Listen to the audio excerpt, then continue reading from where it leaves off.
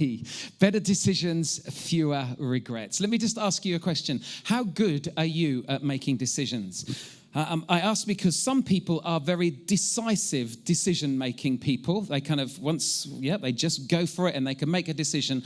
Others kind of want to leave options open and kind of, spend a long time making a decision. So if you're a decisive, not a divisive person, a decisive person, can you just put your hands up now? Yes, okay, you can make a decision. Yeah, okay. How about those who like to keep their options open? Okay. So some of you can't even make up your mind on those two, can you? Rubbish. Actually, I am pretty rubbish at being decisive. And honestly, I send Sarah, my wife, mad at times. I've run out of petrol so many times because I've decided that the empty sign on the car doesn't actually mean empty and that you can run quite a few miles afterwards. We've had some silent times in the car when that's happened. I remember we missed a flight to Inverness to see my sister, who's here today, but we missed a flight to Inverness due to me deciding that we didn't need to leave as early as Sarah wanted to, because I said it will be fine. It wasn't, and by the time we arrived, we could no longer check in, and we saw the plane leave without us. Sarah wasn't happy with me on my decision for that, but anyway, I said it'll be fine. I said we'll just book another flight. Well, there wasn't another flight to Inverness, but there was one to Aberdeen, and so we got onto the Aberdeen flight, which flew us up there, and then the 2-hour coach journey from from Aberdeen to my sister's place, which is in a place called Kinloss. I had to try and rescue it. Do you know what I mean? Because it's really difficult when your decisions don't quite go as you would hope that they would. And so we got to Kinloss, and I said, "Quickly, Sarah, we need to get off now." So we jumped off the coach, and just as it was driving away, I realized that we'd got off at the wrong junction, and we were about we were about a mile away from my sister's house. And so I walked about 20 yards ahead of Sarah, and it was raining, and yes. I mean, to be honest, she chose to marry me. In fact, I can be so indecisive that I can drive into an empty car park and have to ask Sarah which parking space to park in. Honestly, I'm rubbish. But actually, all of those delayed decisions, all about the let's wait and see, it will be fine type decisions, are in fact decisions. If you decide not to do something, that is a decision. In my case, they're usually poor ones. But we all make decisions in life, don't we? We go through life. Life is constantly about making decisions. And our futures will be shaped so much by the decisions that we make. In fact, our decisions determine our story. We do. Of where we find ourselves and how we shape our lives is down to the decisions that we make.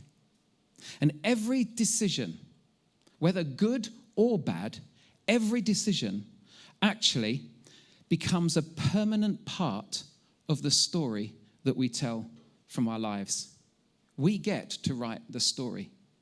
I don't know whether some of you would be too young, but I don't know whether any of you remember Natasha Bedingfield. I think she got it right in her song all of those years ago, which was a song called Unwritten. This is what she would sing. I'm not going to sing it, but no one else can speak the words on your lips. Drench yourself in words unspoken. Live your life with arms wide open. Today is where your book begins. The rest is still unwritten. Every decision that we make is a mark of the pen on the story that we're telling of our lives. Which kind of makes you think that we should really stop at every decision-making point and consider what's the story we want to be living with our lives. Or, to maybe slightly change it, what's the story we want to be told about us? Because, of course, we can choose. As we go through this series, you'll hear this phrase a number of times, but it's this, that our decisions determine the direction and the quality of our lives. You know, where we are in life, whether that's relationally, whether that's our finances, whether that's work life, they're primarily based on decisions that we have made. So I chose to marry Sarah, my wife. I chose to live in Mendlesham. I choose to spend way too much in Costa. It's down to my choices that I put on weight, and then I diet, and then I put on weight, and then I diet, and there goes my life. That's my choice. I hate it, but it's my choice. I choose to support Ipswich. I chose to be very grumpy last night on hearing that Leicester scored in the 94th minute. Of course, not everything that we experience in life is down to our choices. You know, even when bad things happen, or when others make bad decisions that affect us, because they do, how we react and how we respond to those situations still lie with us. We choose our responses. Do you know what? It's really important to remember that if we don't want to live with a kind of a victim mentality, because life can throw stuff at us at times which can be so difficult. But actually, what I've discovered is this, and I do this myself, and I've seen this happen in other people. It's much more convenient to blame other people when life gets tough. You know, it's my boss, it's my ex-partner, it's my kids, it's my neighbors. It's their fault, it's their bad decisions that have ruined my life. But actually, rarely does any decision operate in isolation from other decisions. So why do people go from one disastrous relationship to another, always getting hurt and always blaming the other person? Because you see, we are on the whole rubbish at learning from our past mistakes, and we just make the same choices again and again. And when we abdicate from our own personal choices and responses and just blame others, it means that we don't need to change, which means that we just carry on doing the same thing that we did before. Have you ever looked at someone's life and thought, don't do that, that's crazy, what are you doing? It's really easy to stand on the outside and to look at other people and see objectively where they might be going wrong. But when you're on the inside, oh boy, is it so hard to see that. So therefore, we need help at times to be able to see what we can't see because we're so involved within a situation. You know, how is it that two people, when a bad situation happens, two people can respond so differently? One can become very kind of defensive, can become hard-hearted, can become kind of a real victim, and someone else who experiences the same thing and yet seems to live a life that's free from it. Well, the answer lies in the choice in how we respond. Sarah, my first wife, had a really, really tough upbringing. Her dad walked out on the family when she was about 10 or 11 years of age. I think she only saw her dad about 2 or 3 times over the rest of her life. Her mum died from breast cancer when she was 16 years old. And life was really tough. But if any of you had ever met Sarah, you honestly wouldn't know. Because while her younger sibling kind of made some very unwise decisions and lived with that, why does this have to happen to me? Sarah took a very different attitude. Sarah forgave her dad, and she wrote to him to tell him so. Sarah didn't hold a pity party with her friends, but she chose to follow Jesus and to grow through the experience. Honestly, it was so hard for her at times. But what I remember is being on youth camps and seeing Sarah talk with young people who were struggling with their parents' divorce. And she knew, because she understood. And she could show a different way to respond. Sarah chose her response. And honestly, she chose wisely. I think I learnt a lot from her with regards to that we can choose how we respond to the circumstances that we find ourselves in. But why do we battle and why do we struggle to make better decisions in life? You know, one reason why we don't learn from our mistakes is because our decisions are heavily motivated by our emotions and by our appetites. You know, it's often not through lack of knowledge that we make a poor decision. You know, knowing the right thing to do doesn't ensure we do the right thing. It's true, isn't it? Our motives, our emotions, our appetites often overrule our intelligence. They do. Otherwise, no one would have to be reminded to exercise and to eat healthily. But we do. We know it, don't we? But the craving in the evening for chocolate is so great. You know, I have the privilege of being able to walk with people through different stages of life.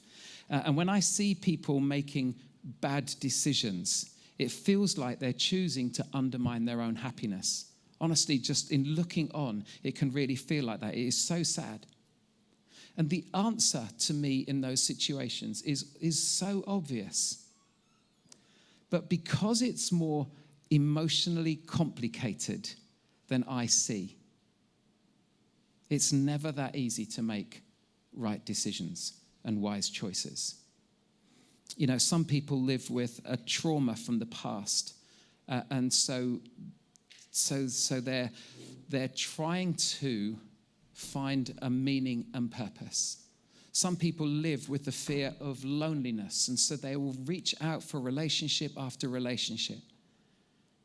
Some people struggle to be loved and just long for someone to tell them that they love them. And often it's the small, repetitive decisions that can kind of end up having huge implications. You know, nobody ever tries to blow up a marriage. They don't. Divorce happens on the tail of a whole string of choices and decisions that have been made or haven't been made.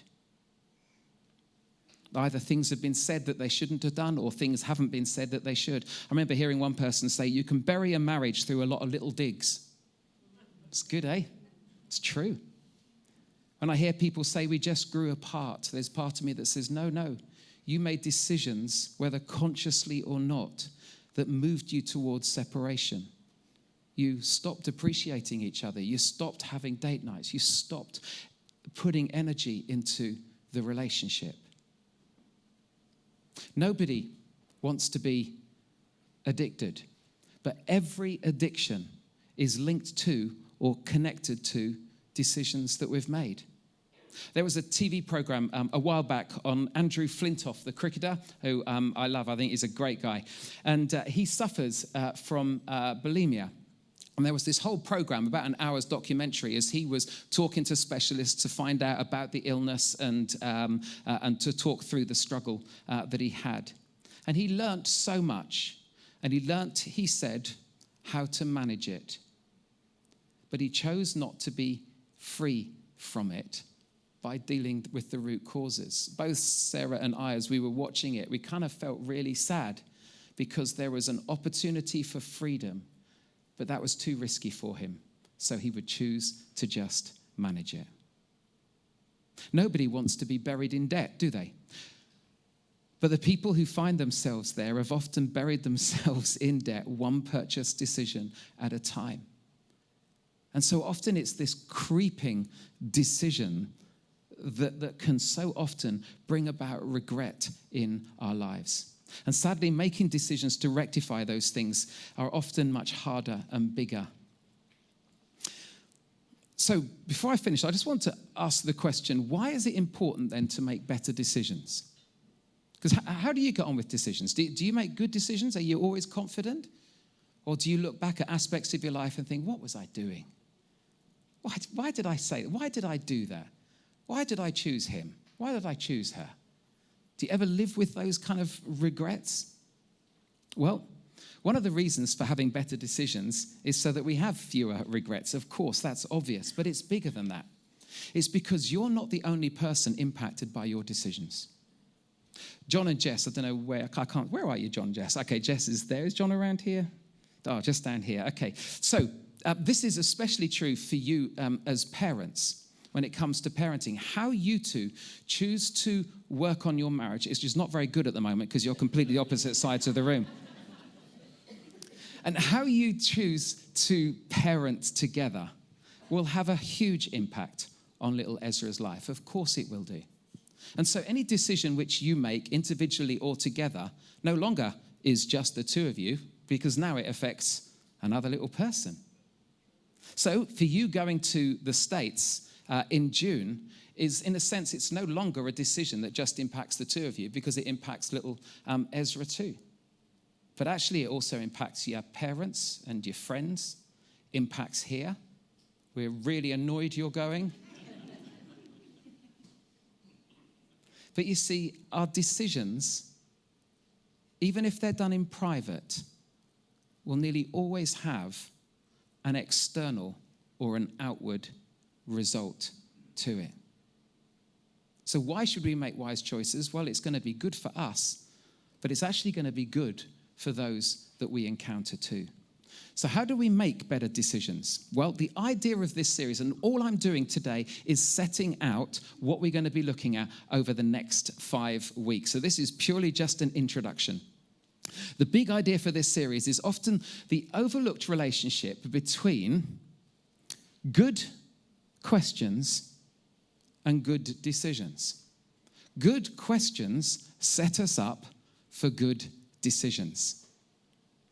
So when you're employing someone, the value of the interview really comes down to the quality of the questions that you ask the interviewee. And how the interviewee answers those questions gives a good idea as to whether they're suitable or not, whether they fit or not. But that's not just true for jobs, that's true in life. It's true for every big decision that we make in life. Questions help to open our eyes to see what's really going on. There's real power when it comes to a good question. Now, Jesus was the master at asking the right question. He used the power of questions throughout his ministry to help people discover something for themselves and to help people to make wise choices. So there was a time where Jesus and his disciples, they had gone to the strangest place that Jews would go to, really. It was a place called Caesarea Philippi. It was the center of the goat god, the goat god worship area. There was this huge kind of cave or a crack in the rock, and it was known as the gates of hell, where people believed that the spirits would go backwards and forwards from hell. And back in 2019, there's a few of us here, when we went to visit the Holy Land, we went to Caesarea Philippi to see this huge kind of cave where all of that took place. So it was a really weird place that Jesus took the disciples. And these would have been guys in their kind of late teens and early 20s. So they must have been thinking, what are we doing here? Blimey. You never know what's going to happen with him, do you?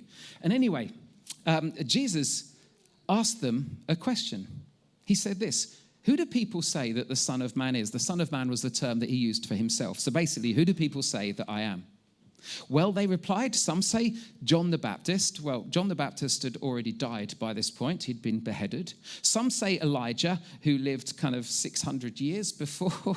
And others say Jeremiah or one of the other prophets. And then he asked them, but who do you say I am? And it was like, boom, this question. They're happy to talk about other people, what other people are saying. But Jesus went direct, he went personal. And up until this point, the disciples really hadn't quite known who Jesus was. He was a rabbi, he could perform miracles, he had authority when he spoke. But with the help of Jesus' question, really kind of shining the spotlight on them, the light switched on for Simon Peter as to who Jesus was. And Simon Peter answered this. He just said, you're the Messiah, the Son of the living God. Jesus' question helped Peter face the same question that we all have to face at some point in our lives. Who is Jesus?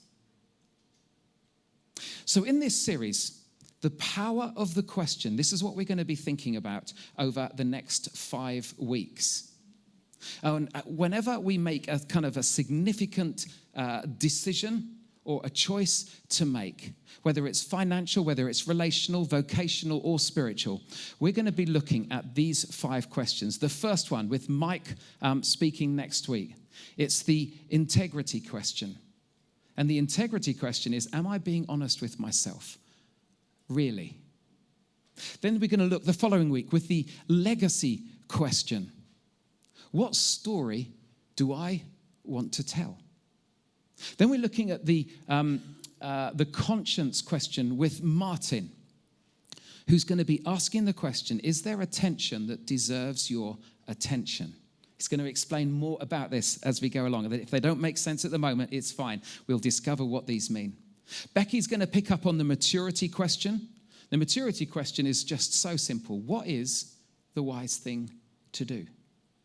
And then the relationship question right at the end, it's me back again. The relationship question is, what does love require of me? So who wants to make better decisions in life? Just out of interest. Anyone here want to make better decisions? Yeah, okay, so there's quite a few of you. That's good. That's good. Well, this series is based around a teaching series, but it's based around a book, which surprisingly is called Better Decisions and Fewer Regrets. So this next 5 weeks, that our decisions determine the direction and the quality of our lives. So if we ask and we answer honestly and we act on how we answer of those 5 questions, you will definitely be making some better decisions in life. The purpose of this series is to help us to make wise choices. There's a verse which I'd love over this week. Actually, if you've got your phone, could you get your phone out? Okay, especially if your phone has a camera on it. If it doesn't, what kind of phone have you got? Okay, because I want you to bring up the verse, please. Is that all right? If we just go on to the next one. Here we go. Can you just take a photograph of that verse? The wise see danger ahead and avoid it, but fools keep going and get into trouble. Just take a photograph of that, because I want you to live with that verse. Live with that verse this week. If you can memorize it, even better. But Sarah and I, this is a really key verse. Sarah and I saw danger ahead in the early years of our marriage. And so we decided to go for counseling to avoid the danger. And I'm so glad we did. And the counselor didn't tell us what to do at all. Annoyingly, all she did was ask us questions. Why? Because there's power in the questions. If we'd just kept going, I honestly don't know where we'd be today. So, as we finish, 3 questions for you to consider. Where do you see danger ahead in your life? Where? And where will you end up if you choose to do nothing on the road that you're going at the moment? And finally, what action can you decide to take to avoid it? 3 questions to consider this week as you go forward. There's power in the question, because the question can help us to make the wise decision.